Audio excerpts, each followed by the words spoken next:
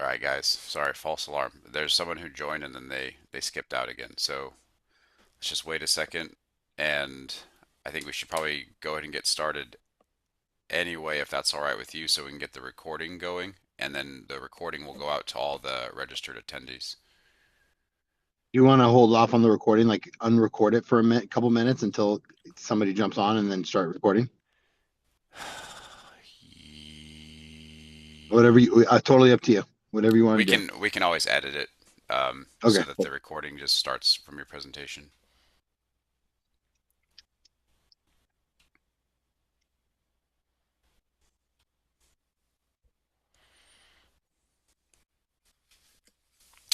All right, let's go ahead and get started. Thank you to everyone who's joining today for our Capital Plan webinar, which is Revolutionizing Education, Building the Schools of Tomorrow with Daniel Puder.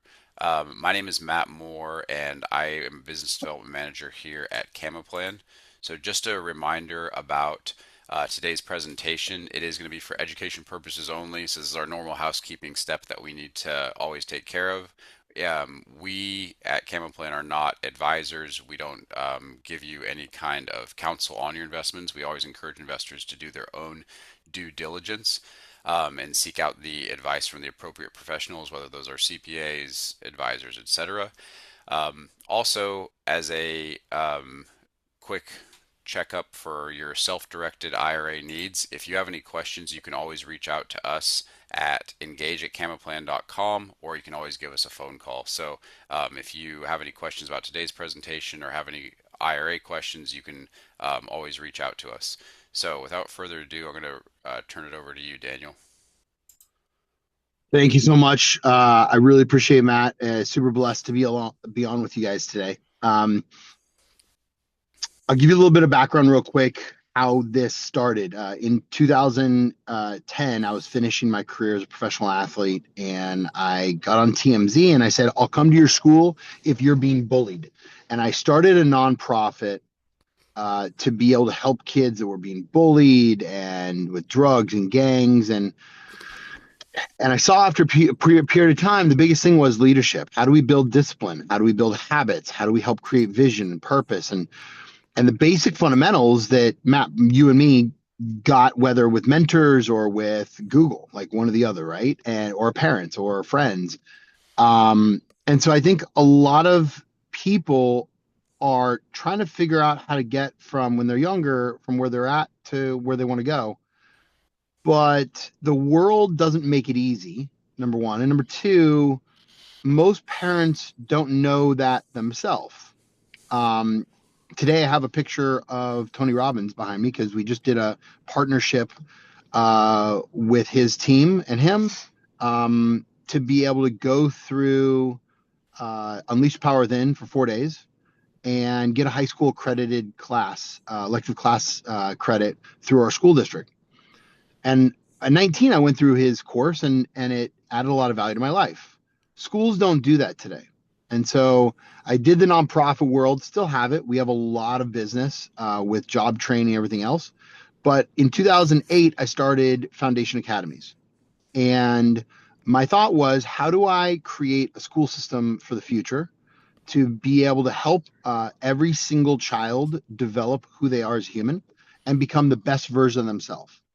Live their vision, go after and live on purpose, and just become who they want. And so our traditional schools, most traditional schools, don't help the whole child. I think that's one of the biggest things. In our school, we teach kids how to learn how to learn. We teach kids how to think for themselves. We teach kids how to stand up for themselves. And so we want to be able to combine the academics with mentorship and be able to personalize education for every single child. And create a model that we can scale that transforms America, and then we can go international. Down below, we put a couple of our core team members on that slide before. Jen created our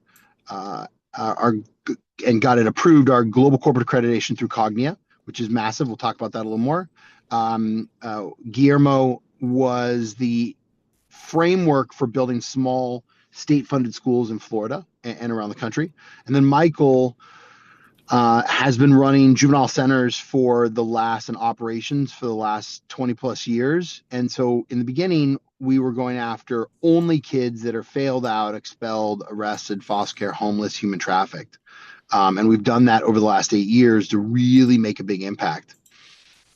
Um, I'll go over the problem, then I'll go over solutions. On the problem, we have kids that are at risk, that are disenfranchised, that are going through some of the major mental health problems. Like in America, we have over 20% of our kids with mental health issues.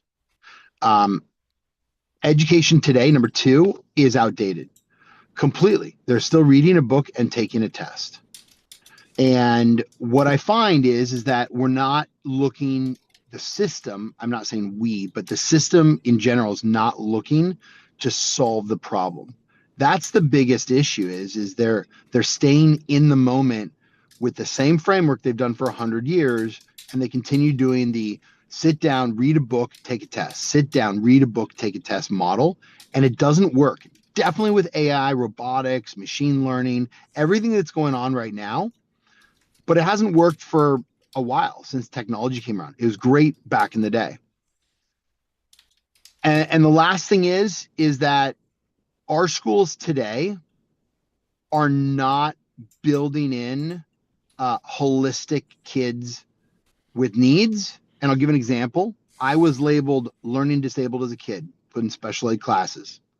In schools today, there's one teacher teaching 30 kids what to learn.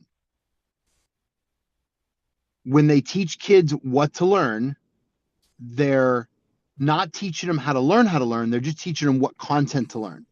On top of that, there's 5 slow, 5 fast, and there's 20 kids in the middle. We have to be able to connect with every single kid with what they love. And so we've created solutions to be able to get to the student's level and to help solve their problem. Number one is mentorship and leadership, along with advanced technology. We've built 9 schools in the first 8 years. This year, going into the ninth year, we're doing 4 more locations. Really excited about that. We built programming, and we have 6 published studies around emotional and belief intelligence. It was funded out of the White House through the Office on National Drug Control Policy. We're actually the number one anti-drug program in the country that doesn't talk about drugs too. So we've created amazing programming that we know works to be able to develop the human. Number 2 is that we need to look at and see how we're helping kids create real results as fast as possible. A book in school is like an inch thick. Most of that book they don't go through for every single class. So what we've done is we've created a decision intelligence platform that integrates academics, behavior, wellness, and operational data to personalize learning. What that means is that when a kid gets on a computer, like when you and I see right here on the camera, that camera will pick up their biometrics along with their watch. And this is obviously all if the parent wants. This is the data is never to be sold.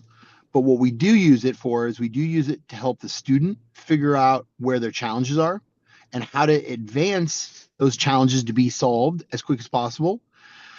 And what I say by that is let's say a child is behind. He's having some challenges in school and he's behind in life. About 50% of our kids 3 years ago in our schools that were coming to us were more than 4 years or more behind.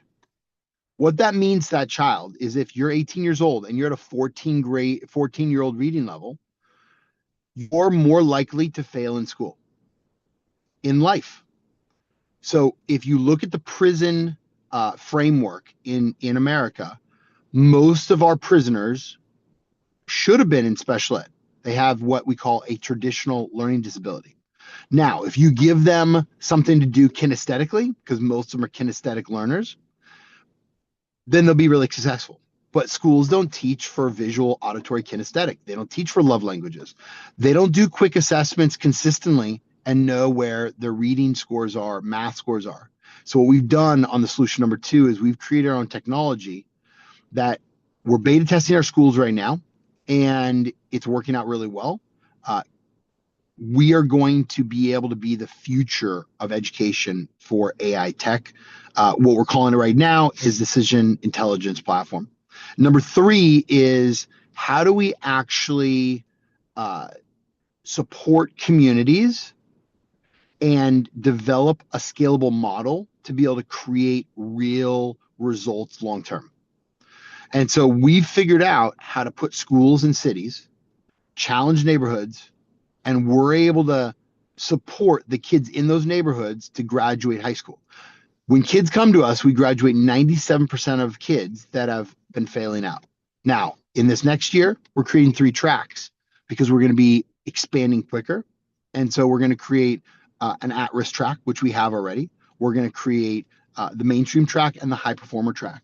And we're going to be able to support kids to be able to get their not only diplomas, but also get certificates in EKG cert, phlebotomy cert, different certs to be able to help them go directly into trades.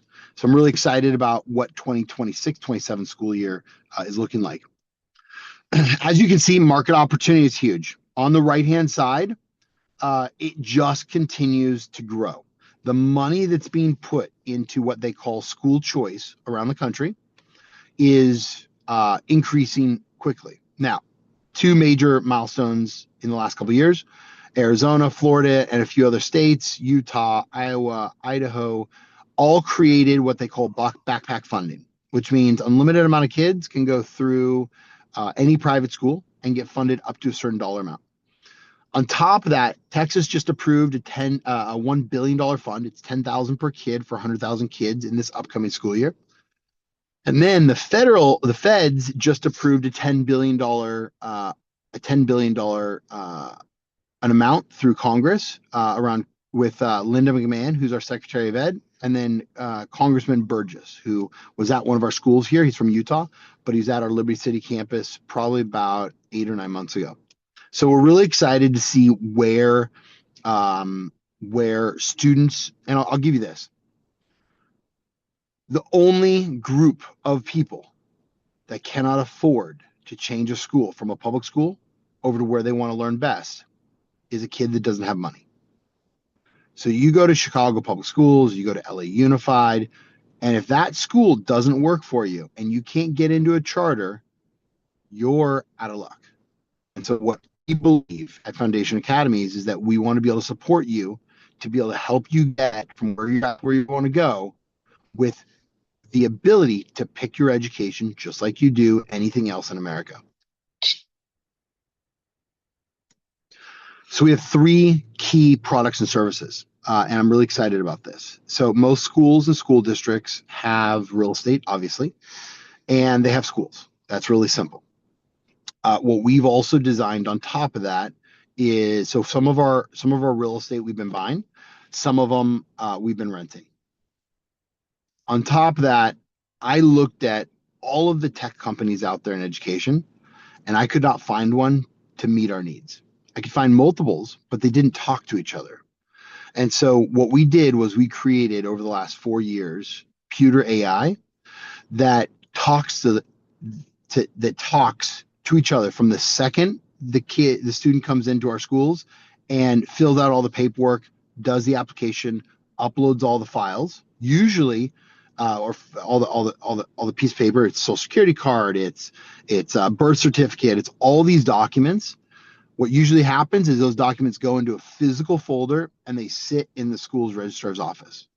For us, we just don't know what is going on, what has been updated. So we've gotten it approved by Department of Ed in the state of Florida that we can do everything digital on PuderAI. On top of that, we have our LMS tool. We're now building our AI component. We brought our CTO on this last month, so I'm really excited to be able to bring him on. Then we're building out our staffing agency and then our EMR. And Joanne, who's on the call right now, has built out our medical company over the last year. We've got approval in the state of Florida. And so our goal is not just to heal the kid with education, but we want to heal them physically and mentally too. And we're not going to be pushing drugs. A lot of our kids go to therapists, psychiatrists, psychologists, medical doctors, and my biggest challenge with what's been going on in the system is kids will just be given drugs versus getting to the root of the problem. So impact model and metrics are amazing. We've done over $31 million in revenue, over 7,500 students. And this school year, we'll do over $10 million in revenue. We've been profitable every year. And then what we've done is we've reinvested into our tech, our infrastructure, growing schools. So our schools are already profitable, which is great. The goal is to be able to find a few more unique funders who understand what we want to create and be able to grow, whether we go public eventually or we stay private. Our goal is to be able to impact lives with the purpose side, and then also make our investors profitable. This is the last couple of years. The estimate is 10 million. I think we'll hit a little bit more than that this year, and then we're just going to increase from there. We're launching a few more schools for next year. Plus, we have a couple other contracts we've gotten for job training internships. So the revenue per student used to be about 8,000 per kid. It's now being bumped up to potentially 20 to 30,000 in the first year. It can go up a little bit higher than that. And so we're really excited to be able to see where we're going to go over the next few years. Our goal is to be able to get to a level where we're buying all of our real estate and where we're launching our PuderAI, which should be launched this next year to some other private schools. But we're going to go sell that to other private schools to be able to make their lives easier. The benefit on our PuderAI is that when you pay for it it's like an enterprise SaaS platform for schools. Every kid will pay a fee, and when you pay that $300-ish a year, we've figured out that you'll actually save yourself $600 on the back end. So you'll save more money than it actually costs you.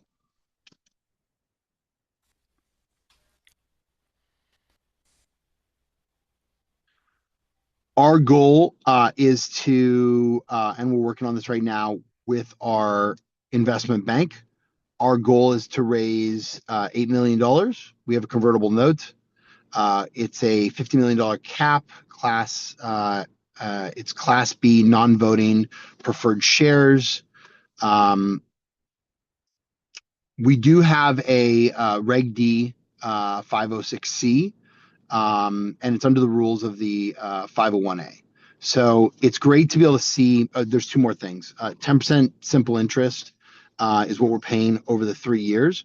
It's a 3-year term. The reason why we did this is we want to be able to give us a runway to be able to get to a few of our goals and make sure that we can offer somebody something where they see the purpose of impacting kids' lives and our future of America. And if they want to be a part of it, which I think they will, because I believe that we can create an evaluation over $200 million within the next 3 years because of how we're performing already. Now it's just a rollout. So we need more capital to be able to build more schools, and it's a rinse and repeat.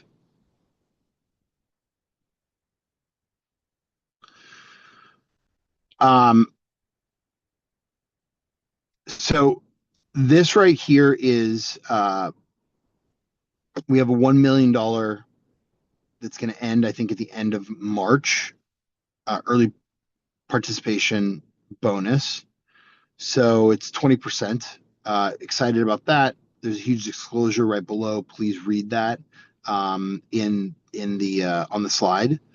And I think this is for the first $1 million. What's great is we just got approved for a debt deal for 4.4 million. So that's going to help us tremendously get off the ground.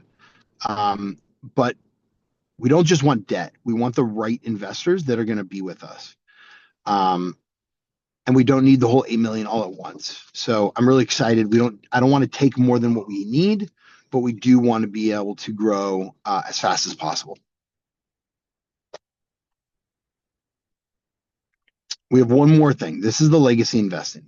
And what we found is people want their name on buildings. People want their name in classrooms. People want their name to be associated to impact our kids. And we would love to um, find a few more people in the next year to be a part of our legacy investing into our schools. There's three different frameworks. Our investment bank really helped us with this because people are really interested in putting their names on schools, just like what universities have done, or medical facilities, hospitals. Same thing with schools to be able to impact these kids and also we don't just want somebody to put a give us a check. We also want people to come in and impact our kids throughout the years.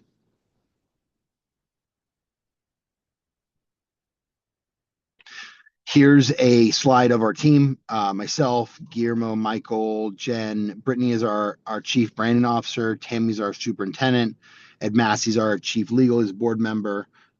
Dean Delisle and Michael are both board members there at the bank. And then Joe Salm is a board member. He's our largest family office right now. And it's a blessing to be able to have somebody that came on. He's in over $1.5 million at this point, and continues to help us out with wisdom. And I talk to him on a 2-3 times a week to be able to throw things by him and get his opinions on how we make the right decisions.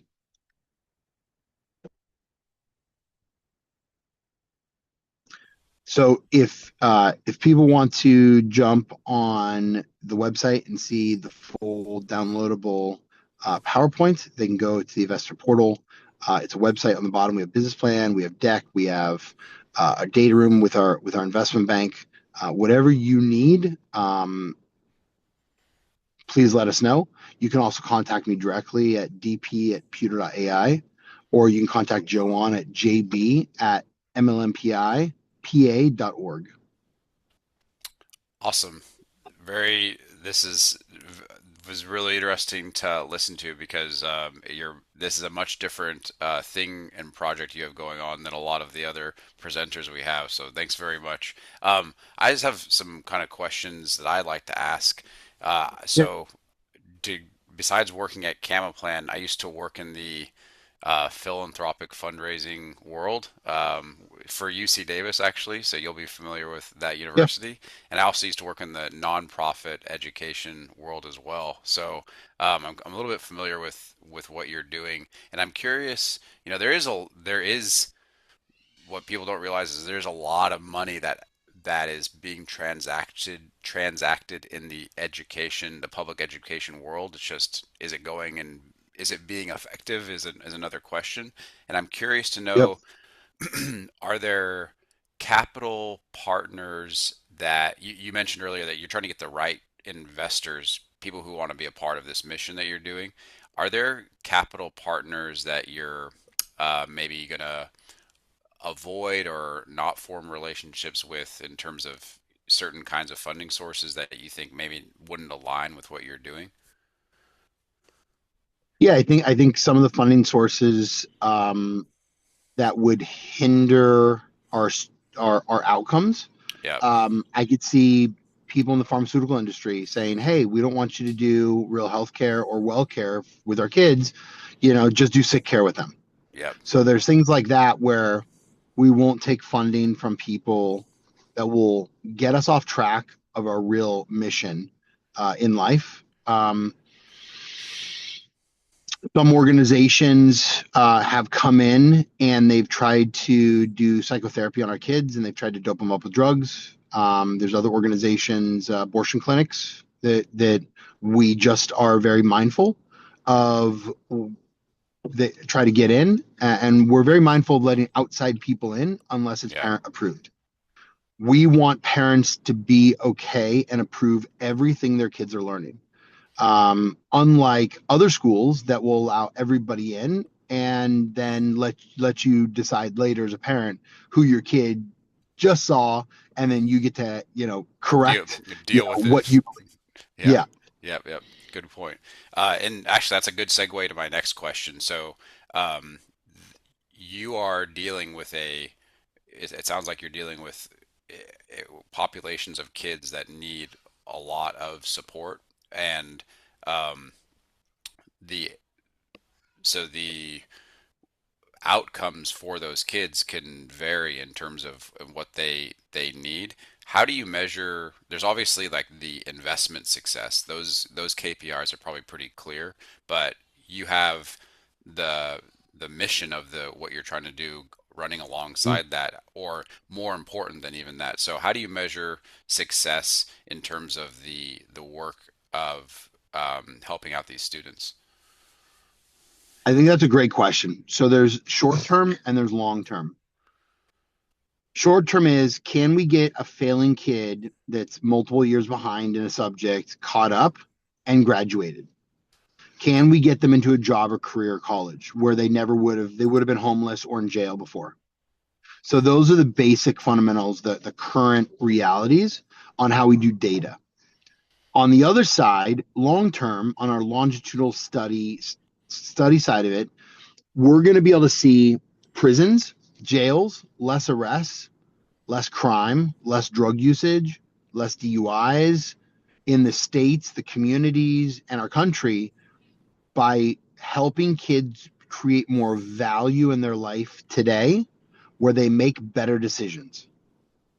They make more vision and purpose driven decisions. It's very simple, not easy. It can be very difficult. It can be very simple, right? Depending on where the kid's at.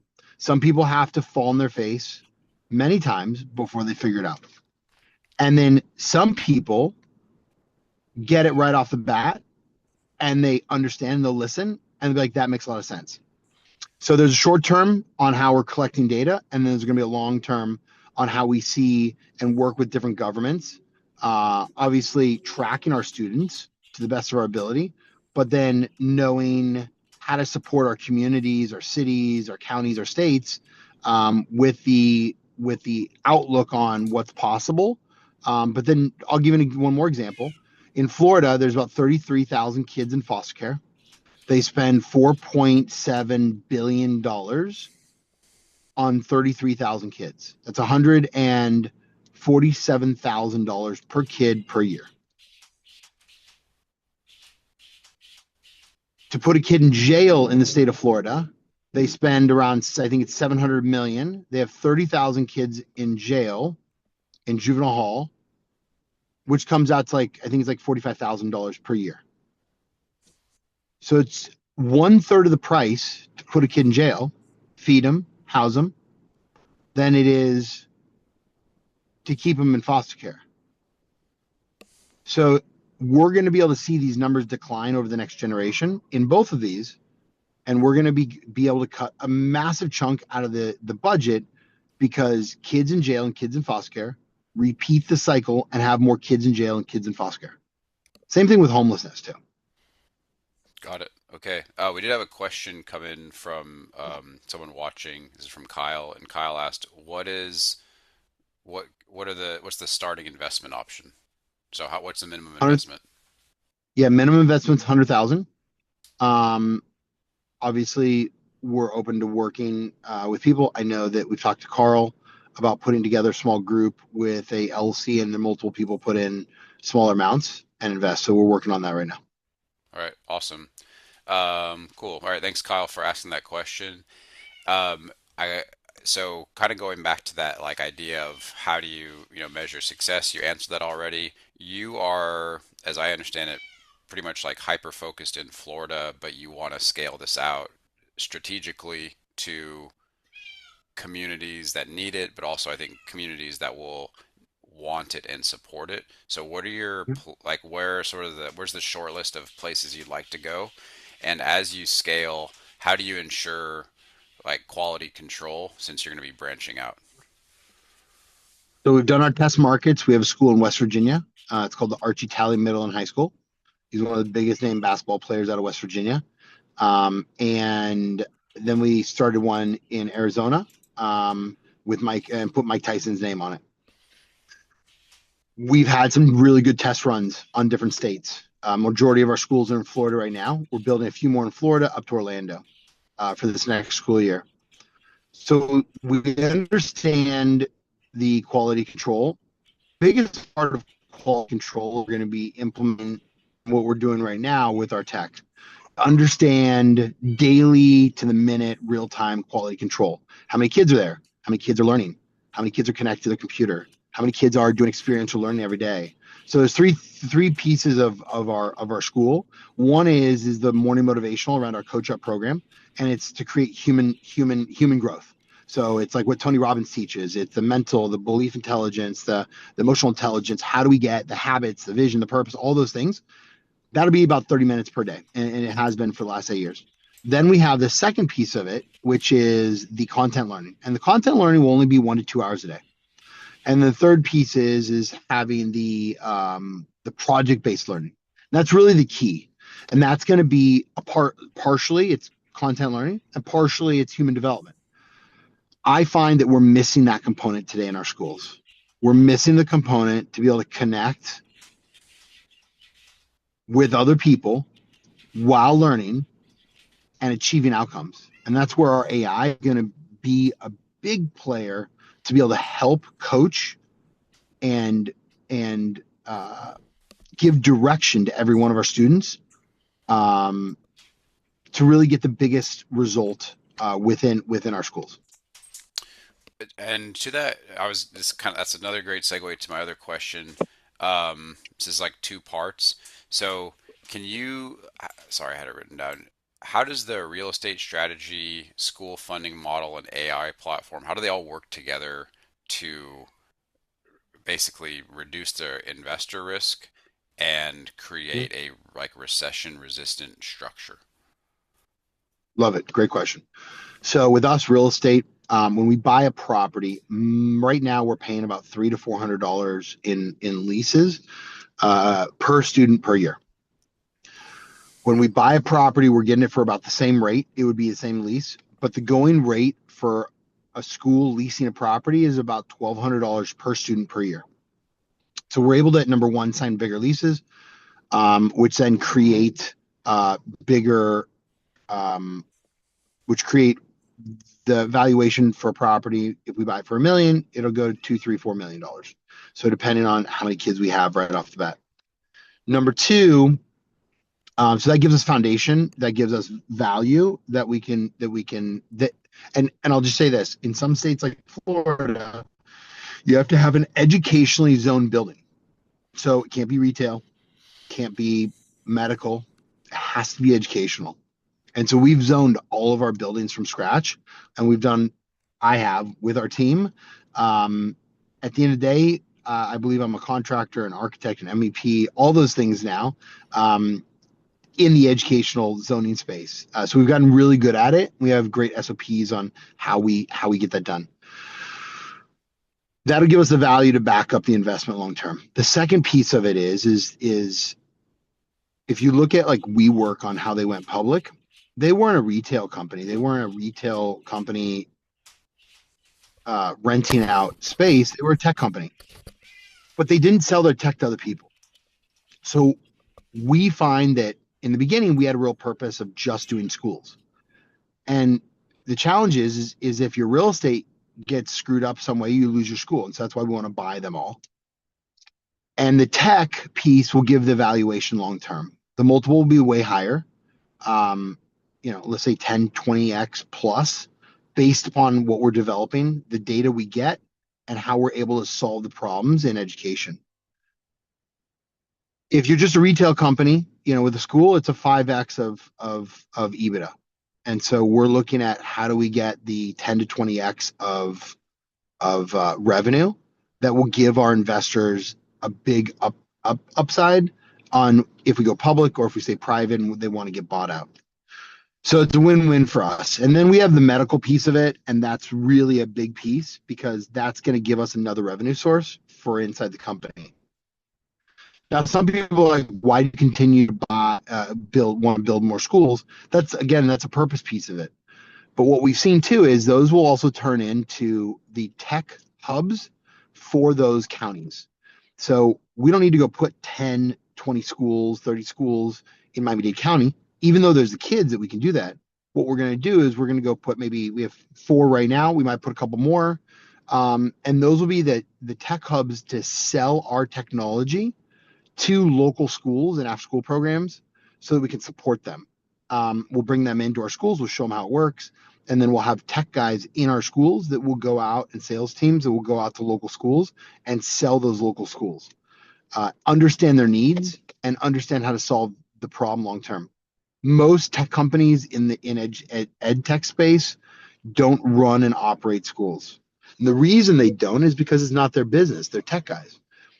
We are able to test all of our tech before it goes live in our schools, and then we make it live to go to everybody else. And so we're going to be the demo testing piece of it to become the best ed tech, and corporate tech for stage 2, which we're not getting into on this, but we see a huge model that will be more profitable in the corporate world for AI coaching, AI learning, and understanding the decision making intelligence for the corporate world.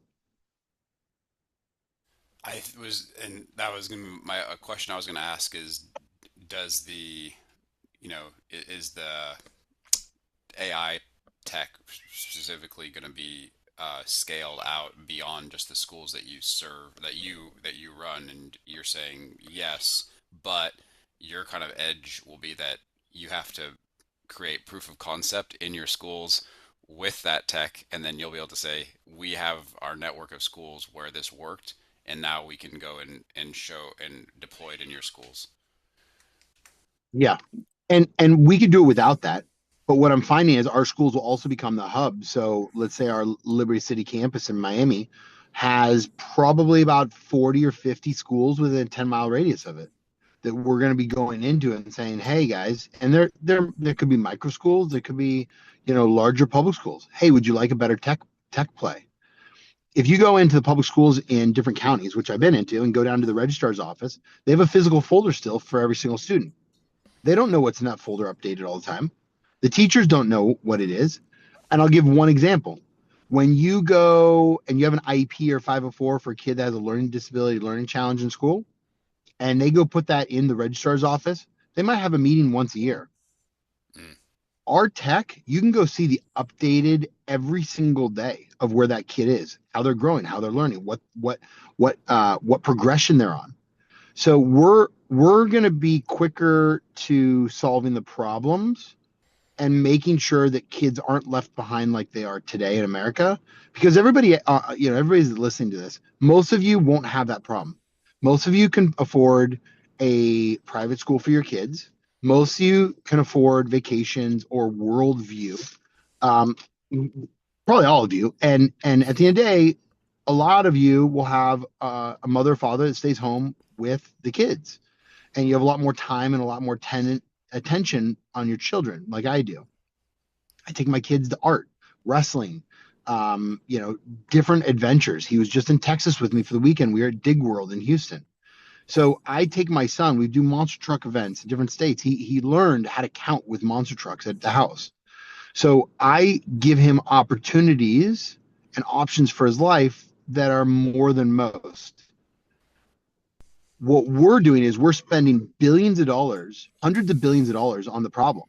Why don't we just solve it in a different way? So instead of spending $4.7 billion dollars on 33,000 foster care kids in Florida, let's, for the next generation, solve the problem. And so that's where it really becomes a big purpose driven thing. But you can't do that. And you're asking me, like, how do you scale? How do you figure out how you don't have problems in different states when we go, or different countries even? Um, we're going to do that through the tech side of it, and we'll know up to date what's really going on. Along with, we have cameras in the schools, along with, we put deans and we train them properly and our staff. So there's a lot of things that we've been doing to make sure that we can scale properly. Excellent.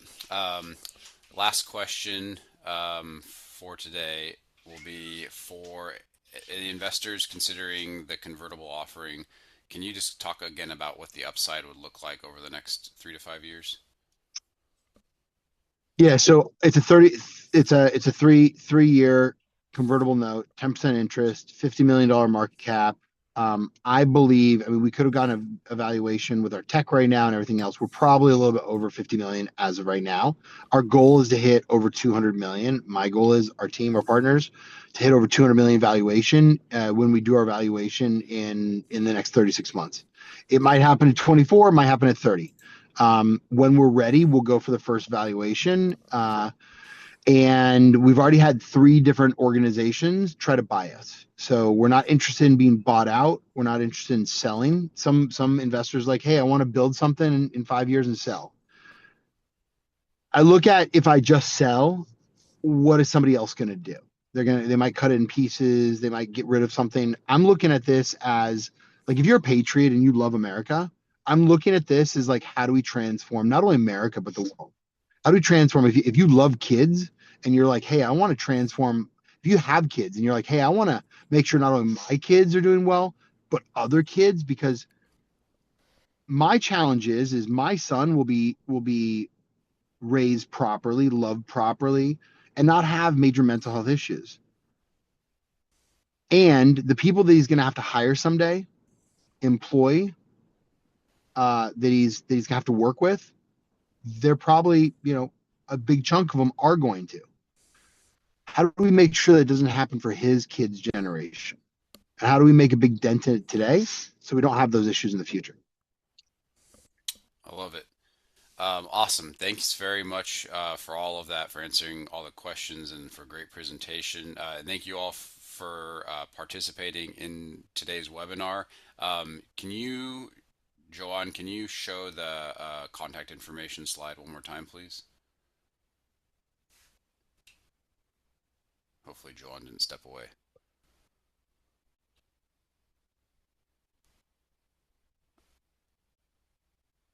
Awesome. So if you have any questions for Daniel, please don't hesitate to reach out to his contact information there.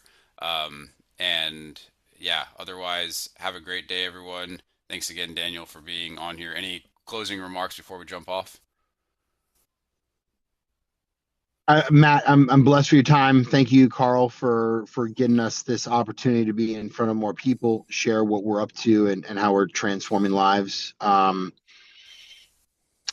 one ask is if anybody ever is in Miami, South Florida, Arizona, West Virginia, come into one of our schools, see what we're up to. If you're interested in investing, give me a call directly.